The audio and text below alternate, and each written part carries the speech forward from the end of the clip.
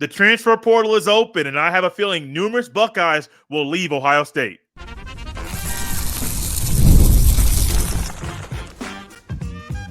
You are Locked On Buckeyes, your daily podcast on the Ohio State Buckeyes. Part of the Locked On Podcast Network, your team every day.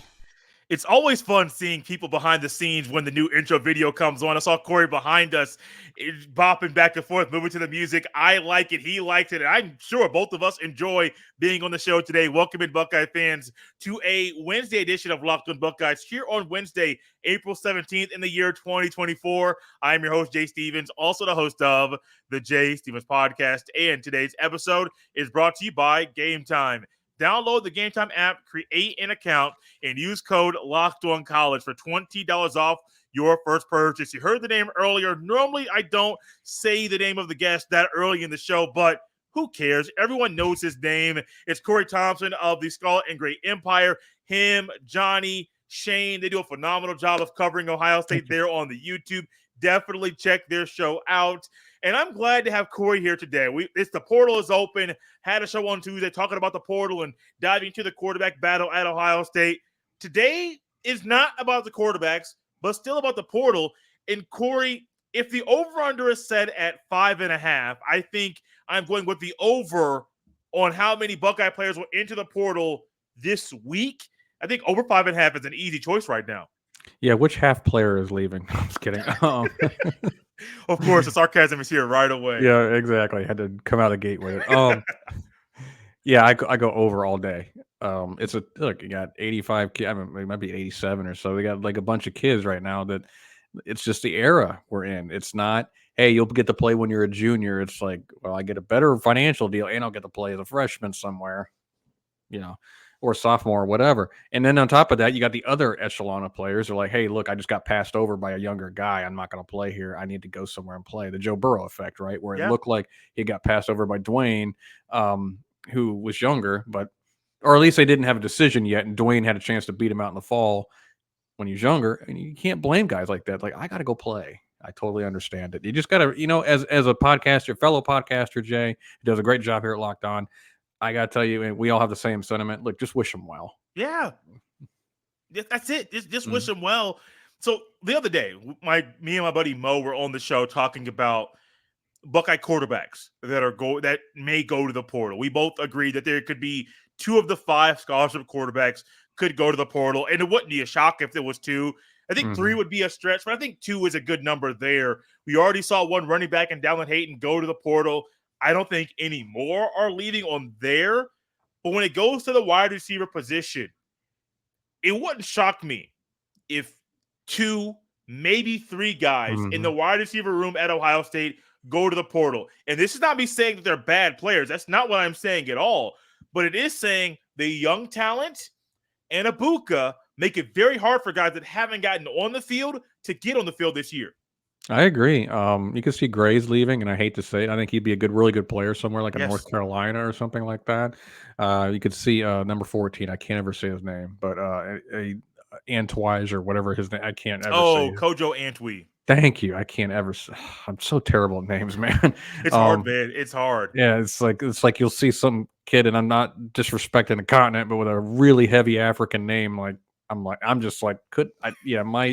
my ignorant tongue cannot pronounce that. But that being said, a couple of those guys. Jalen Ballard's another one who might go. And he figures to be in the rotation, I imagine, but he's not going to be a starter by any means, obviously. And it's but again, when a guy like Jeremiah Smith comes in and just blows by everybody on the depth chart, I mean, what do you do? You obviously, as Ohio State coaching staff, you can't say no to Jeremiah Smith because you got these younger guys who haven't played yet. You just got to take the talent you take and let the dice roll as it may. Think about this, and I'm going to go to the tight end position, Cory, because G. Scott Jr. has been at Ohio State for a long time. Since the Cooper years, I think. Yeah. Yeah, apparently, man.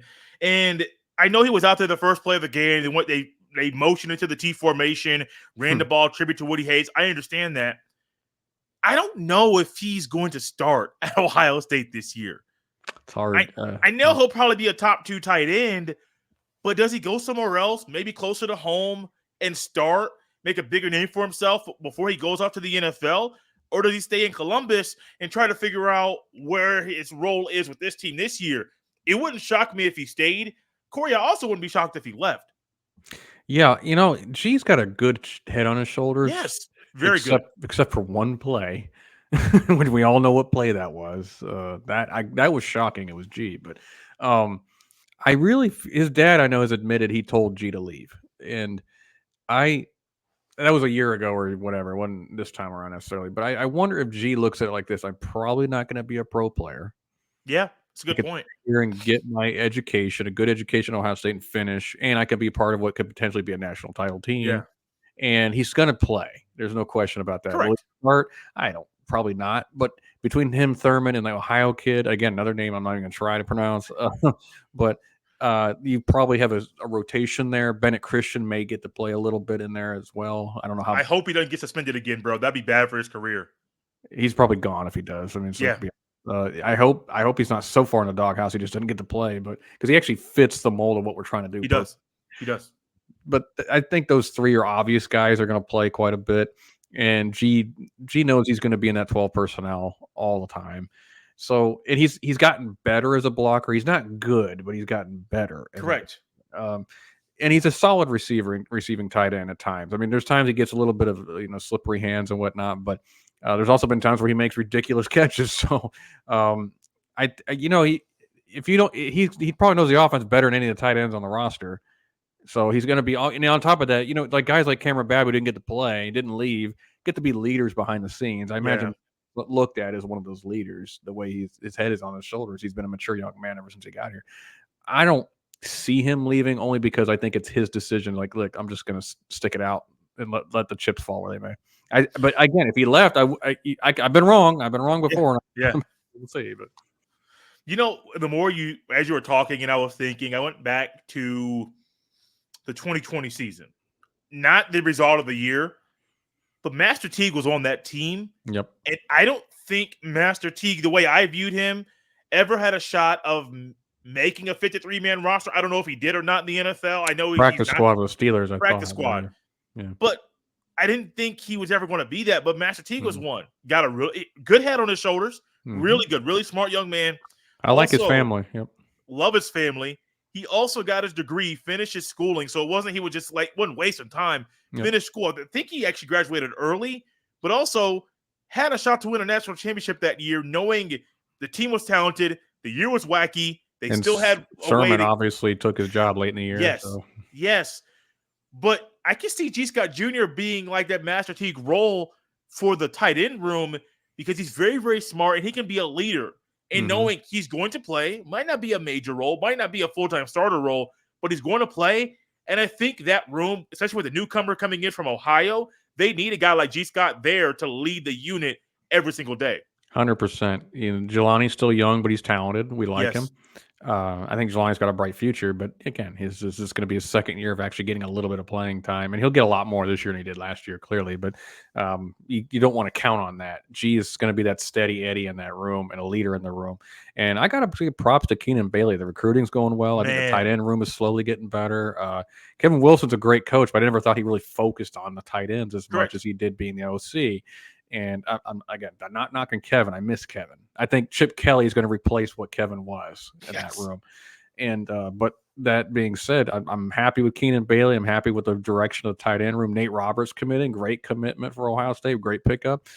Keenan's showing that ability to recruit. Maybe he becomes the heartland of the tight end room. Who knows? But I hope G stays personally. I hope he does. But again, if he leaves and says, "Look, I can be a starter at like a decent P5 school," I'm not going to say how dare you. I mean, go be your best self, Corey, there's one thing that I think Ohio State might be trying to do in the portal. It's a position on offense. We'll dive into that next. This episode is brought to you by Monopoly Go. We've all been there, either as a player or a fan. It's halftime and the scoreboard is not looking good. You're feeling low, not sure you or your team can pull out a win. That's when you dig deep, lift your head up, and say to yourself, time to get back in the game, pull off some bank heists, and take as much of my friends' money as I possibly can. That's right. The smash hit mobile game Monopoly Go lets you compete with your friends to get the most riches and the biggest empire. It's the monopoly you love, but on your phone anytime with tons of new twists, including leaderboards to compare your progress to your buddies. There's so much to do. Play on countless dynamic Monopoly boards. Make your friends bankrupt by smashing their landmarks with a wrecking ball. Charge other players rent for your iconic properties. You could even work with your friends to crack open community chests and in tournaments to get extra rewards and climb the leaderboard. So get back out there, put on your game face, and download Monopoly Go now on the free App Store or Google Play. It's Locked On's NFL Mock Draft live on April 17th at 7 Eastern Time. Streaming on the Locked On Sports Today 24/7 streaming channel on the YouTube or the free Amazon Fire TV channels app. Find the ultimate 6-episode series on April 17th at 7 Eastern Time to hear who the local Locked On experts are picking for every NFL franchise. With live reactions from local college football experts and even the fantasy football angle, the Locked On NFL Mock Draft on April 17th at 7 Eastern Time, streaming live on the Locked On Sports Today 24/7 streaming channel on the YouTube or the free Amazon Fire TV channels app. One thing, Corey, you and I talked about earlier is Jake Diebler, the new Buckeyes basketball coach, and the way that he took over in the season, but also the way that he has tackled the portal and filling out the roster right now. I heard him during the spring game, and he talked about, hey, we're going to be close to filling out the roster here really, really soon. I think we're going to have a really good group of guys, and he's really determined in everything he is saying, he is doing. Even went out recently and got a former Kentucky Wildcat center, Aaron Bradshaw. Was he top 5 when he was coming out of high school in the country? Number 1 center in the country out of high school. Center. He's 7'1". Him along with Felix Okpara, who was still at Ohio State. Zed Key has since transferred to Dayton, and all great for him. I think he needed to transfer down to a lower level of basketball. I don't think Ohio State was ever going to be the place for him once he cut the weight. I think it really hurt him on the court. But when I think about Ohio State offensively, you could touch on Bradshaw too here in a second. Debo's going out there and filling holes instantly right now and getting another tall, really talented basketball player that will compete with young, but will compete with the Purdue's tall men that they have over there. Do you think Ohio State needs to go and get somebody on the offensive line in the transfer portal? I'll tell you one thing: it wouldn't kill him. It wouldn't kill him to get a tackle. No. And there's a couple that just entered. Like Kirkland from Texas just entered. The guy from Colorado just entered. I don't know how badly you want a Colorado offensive lineman, to be honest with you. They weren't exactly. Yeah, pretty desperate, bro. Yeah, they weren't that great last year. Doesn't mean this individual player isn't good. I mean, I'm going to let Fry and company do their due diligence on that. I think Simmons is fine at left tackle. Yes. I'm not worried about him. Fryer scares me at times. I think he is more suited to play guard than tackle. I just don't think we have anybody to replace him except for maybe Tegra. And I think Tegra makes more sense at tackle, but he apparently hasn't beat him out yet. I mean, I'm not at the practices. I can't say why or why not. I know people automatically want to say, well, in my mind, I know Tegra's better, so it has to be politics. And that's just not a place I like to go to because I'd like to think the coaches try to do the best they can. Not always right, but they try to do the best they can. I don't think Justin Fry's like, no, I'm starting Fryer. I don't, who cares if we win or lose? But we don't have a lot of options. George Fitzpatrick has never really panned out. It's just like we just haven't had a lot of options at tackle. We haven't had a lot of hits at tackle. Luke Montgomery figured to be a tackle, but Hinsman started with the ones at right guard in the spring game, which we all kind of thought that was going to happen, right? With Seth McLaughlin coming in at center, I thought there's no way Hinsman doesn't start, right? So I wonder if Montgomery tries to make the move outright. I don't know, but yeah, they didn't go getting another tackle wouldn't kill him. I think the interior's got a lot of good depth and good players. But if you got another guard, it wouldn't. I mean, because I don't know how good Enoch Viamahi is, and he might be in the portal tomorrow anyway. Who knows? Yeah. Corey, so I am thinking about the offensive line. You mentioned Hinsman at guard. I was recently talking to an NFL draft analyst who comes on the show quite a bit, and he wouldn't be shocked if Hinsman's center plays very, very well and plays himself into being a future NFL draft pick. Because NFL people like him and think there's a progression there. I'm like, okay, I can see that too. It wouldn't shock me if Hinsman is center, McLaughlin is right guard. I don't like Fryer at tackle either. I'm Mm. also wondering, I know Donovan Jackson's a left guard. How comfortable are they with him there? Because some of his play last year wasn't the best. And if you're already running with Montgomery at guard, but Fryer's better at guard, is Fryer a better guard than Jackson? I don't know if you bench him. I think that would be a really shocking move. But if you're looking for your best five and Jackson's not part of your best five, then move McLaughlin and Hinsman appropriately so they fill out the holes, move Fryer to left guard, and then move Tegra to right tackle. I think that may be an option there. I know this is a thought that I haven't really heard anybody talk about, but I don't know if Jackson's the right spot for left guard either, because what we saw last year, he either stayed the same or maybe got a little bit worse. Yeah, he hasn't lived up to the hype, and I'm not. Again, I hate saying it. I don't preface it with I'm not knocking the guy. I hope he comes out and has a Wyatt Davis Jr. type year. Yes. Because Wyatt Davis was just a bust until that junior year. I mean, he just it looked like he was going to transfer. It wasn't going to work. I think there was even a story of Coach Stud at the time saying, "I'm done with him. Done with him. He just doesn't care." And Coach Mick couldn't get anything out of him. It was just kind of crazy. And then all of a sudden, his junior year, he's a monster. It's like what light turned on here? Anyway, I think Jackson's got the effort. It's just he hasn't really been the guy. And I always thought he'd be a right tackle, to be honest with you. I was always curious if they'd move him out to right tackle. Interesting. And put somebody else at guard. I mean, he's Jamarco Jones size. He can play tackle. So, it wouldn't bother me if they tried Fryer at guard and put Jad Donnie at right tackle. Maybe he's got a little more athleticism than Fryer to take on those speed rushers. Fryer is okay in the run game. He gets to second level okay, but man, you put him on a speed rusher and that guy eats him alive. And it's like, okay, that's a problem. And even though as much slack as Kyle McCord got last year, it's like there were times he could set Hutt, oh geez, and there's people right in his face because Fryer's getting crushed. But you know what? This is Justin Fry's make or break year. Let's be real. If the offensive line looks pedestrian, they got enough talent to be good. I don't know about great or the worldly, but good. If they're pedestrian and they're a problem, and we can't run the ball with these running backs, and Will Howard with his ability to move in the pocket, or Devin Brown, whoever it is, because those two are the top guys. They both can move. If they can't make it work, I mean, at some point you just say, Justin, it ain't working here, man. Yeah. Yeah, that's a good point. I haven't really gone that far with it, but that's a good point there. Corey, let's go to defense real quick. Let's transfer portal. I want to get some more thoughts about expectations for the Buckeyes defense. Do you think they need to go to the portal for anybody? No, not depending on who they lose. Kenyatta Jackson's a possibility to lose. He's always kind of flirting with it. To me, that'd be a mistake. You're a guaranteed starter next year. You're going to be heavily in the rotation of defensive end this year. Yeah, you won't start, but look at the 2017 defensive line that had freaking NFL players in the top 8. Yes, and they both technically didn't start on that team. No, didn't. But he played a lot, and so everybody did. I mean, so it's like, dude, Larry likes to rotate. It's okay. Play. You'll go in there and you'll play. You're just behind Sawyer right now. Okay, it's you'll still play.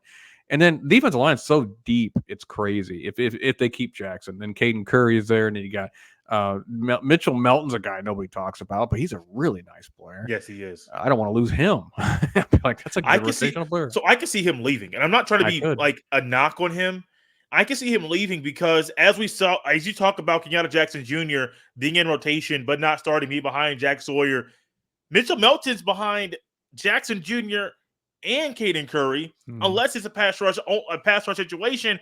But that's only third and long, down situations. You bring him in, maybe second long, yeah. Like I feel like he's a guy if he's healthy, and he can even stay like at a top level.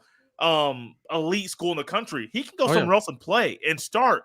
He's just been battling injuries for a couple of years, but now that he's healthy and looking really, really good, go. Like I hate saying this because I want these guys to be Buckeyes and not go anywhere. But for some of them, like Mitchell Melton, the best thing might be for him in his career is just to go somewhere else and play football. And it wouldn't shock me if he left, man. It wouldn't shock me at all. He reminds me of Jean-Baptiste. Yes. A guy who could play, and he played at Notre Dame and played pretty well. Yes, he did. So, I could see that. I'd hate to lose him to a Notre Dame or something like that because it's like, man, great. Now he gets to go start Definitely and play not well for Michigan. Notre Dame. Don't go there. Don't go there. Anybody goes there is dead to me at this point. And as much as I like Tony Alford as a person, I don't root for your success at all right now. But that, I mean, that being said, defensive line. So, and then you got defense tackle, of course, is really deep. And with Caden McDonald and Malone and Hero Canoe, and those are the backups. And then, of course, Hamilton and Williams. I can't believe Williams came back. I was happy. I was thrilled he came back, but I couldn't believe it. I was like, wow, okay, cool. Thank you. Yeah. But because I was wondering who's going to start there next year and be that guy. Because when he's on. He's ridiculous. So linebackers a little curious. What will Gabe Powers do? I don't know. So I don't think CJ Hicks is going anywhere, but because I think he's just a Ohio kid, Buckeye. But I just don't know about Powers right now. I'm curious to hear Corey's thoughts and expectations for the Buckeyes defense. They did a lot of good things during the spring game. We all watched it. We're going to get Corey's thoughts about the Buckeyes defense, expectations, and players that might be stars coming up next.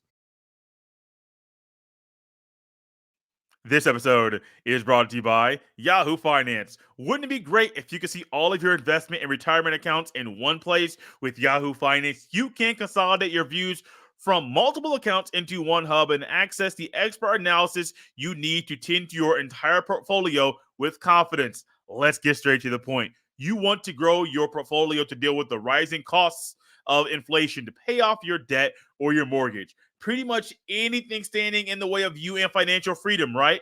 With Yahoo Finance, you can get access to the news, data, and tools that you need in order to help reach that financial freedom. For more than 25 years, Yahoo Finance has been the brand behind every great investor. Whether you're a seasoned investor or are looking for that extra guidance, Yahoo Finance gives you all the tools and data you need in one place. They are the number one finance destination, producing a holistic look at the financial news cycle, including breaking news, original editorial perspectives, analyst ratings, independent research, customizable charts, and so much more. For comprehensive financial news and analysis, visit the brand behind every great investor, yahoofinance.com. The number one financial destination, yahoofinance.com. Once again, that's yahoofinance.com. Corey, that defense, man. I know it's a spring game. I know it's practice. I'm not trying to go away from that. But, man, they definitely showed. One, they won the day. I don't care about the final score. They won the day. They won the game. But also, man, that secondary is so deep. Yep. That defensive line is so deep. That linebacker room is talented. Not a lot of experience outside of Cody Simon and Sonny Styles, but it's talented. I just can't wait to see him play, man. It can be nasty for the opposing teams this year, including Michigan. I can't wait to that game. I cannot wait to see what they do to that team up there. And now we see one of their staffers, Denard Robinson, get caught with OWI. Oh, I missed that. Yeah. And I'm having fun with that one in the sense that Sharon is just losing control already of that program. They already had a fire D-line coach, so it's like you guys partying a little too much up there. Just a little bit. And they're not recruiting well at all for a national title team at all. Battling for last in the Big Ten right now with Washington. Anywho, I think it's going to be Ohio State, Oregon for the next few years. Yeah. Battling for the Big Ten. But anyway, that being said, this defense should be absolutely sick. And listen, shout out to the OG, the dog himself, Tim Walton, completely rebuilding that freaking secondary. Oh, my gosh. And he did it in like 2 years. I mean, I'm just so amazed, bro. It's wild how quickly he changed his thing. Lifetime contract, please keep that guy in Columbus where he belongs. And I'm not right often. I was wrong about Kerry Combs. I usually give coaches the benefit of the doubt. I'm very much like Lachlan. I said, look, he's a great coaching hire until he proves me wrong. I don't care. But Walton, I was excited because I'm like, man, former Buckeyes on our coaching staff tend to do well. Yes. And now we got Larry Nidus at linebacker coach just getting started. Hartline is his record obviously shown through. And Walton is just killing it on the defensive side. And I'm like, dude, keep that guy on staff. Not only is he recruiting well, he's coaching them well. Yes, he is. Because they're sticky, man. They're on the receiver's hips. Now, don't get me wrong. There's a little bit of bias there about the spring game because they've seen it every day in practice. So it's not anything I'm surprised in. But last year they were really good. And we hadn't seen that since 19, where they were just like, dang, they're shutting everybody down.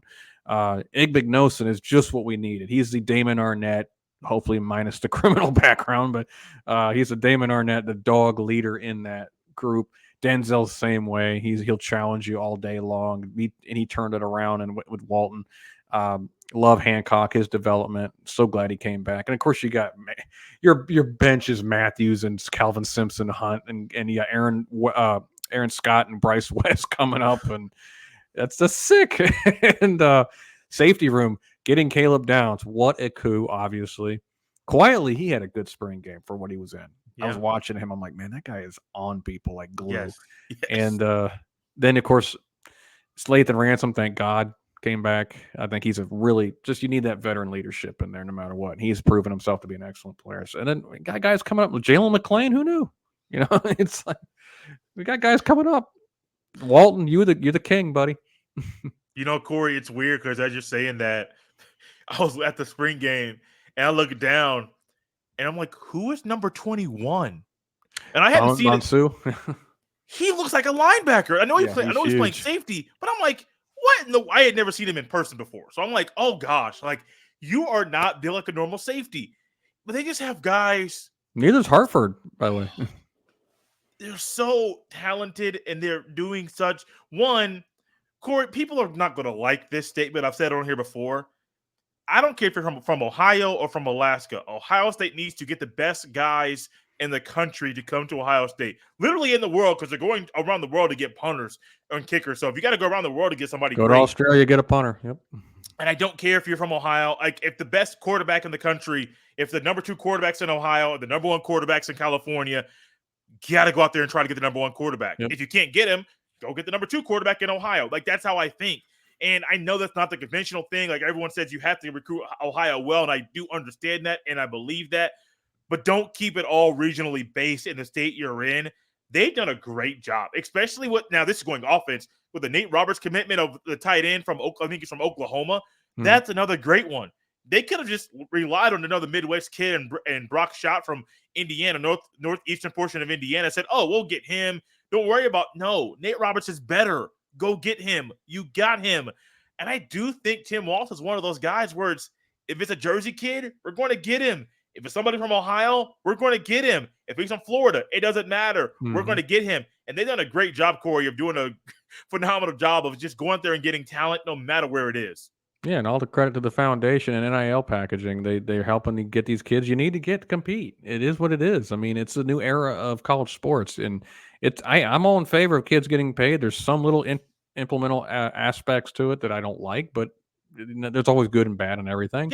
Yeah. So again, kids are getting paid, and once their payment is taken care of, unlike the team up north who apparently is not paying their bills, once the payments are getting taken care of in Columbus, then they can just focus on, all right, I'm going to go be the best player I can be. And then I'm noticing there's still kids taking pride in the university. You see all the kids who come back. Yeah.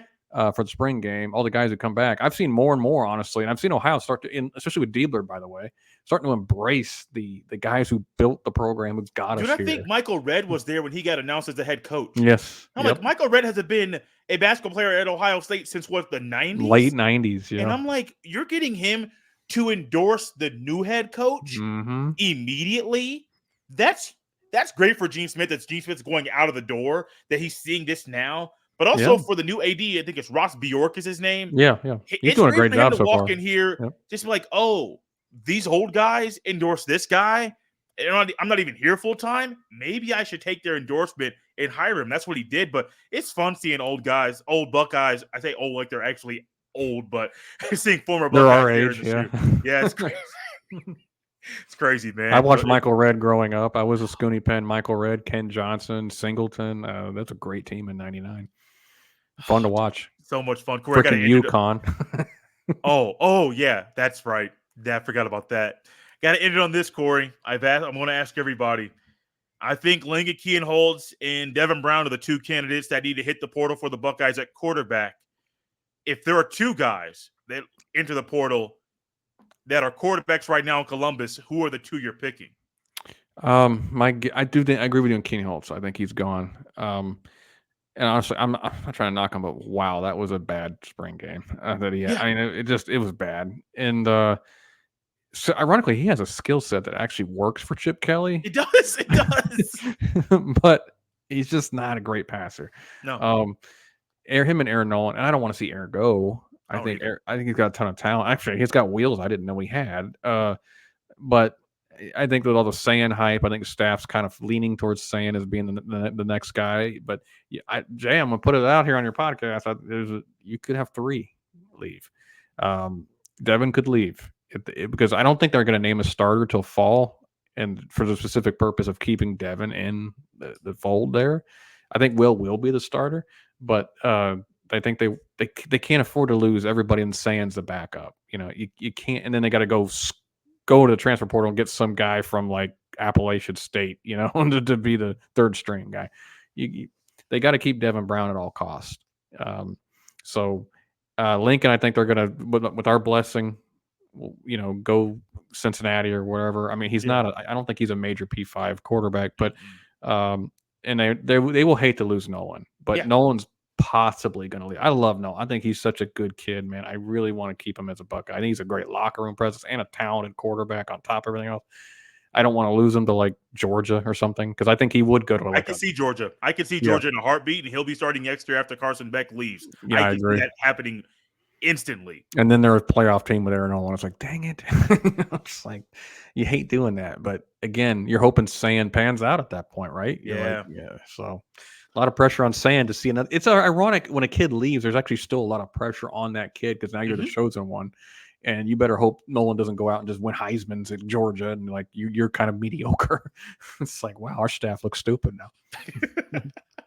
Man, I really enjoy having Cory on the show. I'm going to have to do this once again in the future. You can follow Cory on X. It's weird saying that still, as Scarlet Great CT. Catch his show on the YouTube, the Scarlet and Great Empire. I think it's actually Ohio State football with Scarlet and Great on the YouTube. Check their show out. Him, Shane, Johnny do a lot of shows. Johnny's been doing YouTube, like short videos. Been seeing those pop up every now and then. Love seeing that. Shane is doing some reaction stuff. I'm like, okay, like that's his wheelhouse. Coming to the channel, Shane's going to be doing interviews. We're going to get some players and get some coaches and stuff like that on there and do interviews. That's what's we're working on that right now. Yeah. It's good stuff. I can't wait. I can't wait for it. I love you guys' stuff. I can't wait for it. You can follow me on X as well at jstevens07. Send every single email to jstevens317@gmail.com. Out of here on a Wednesday, Buckeye fans.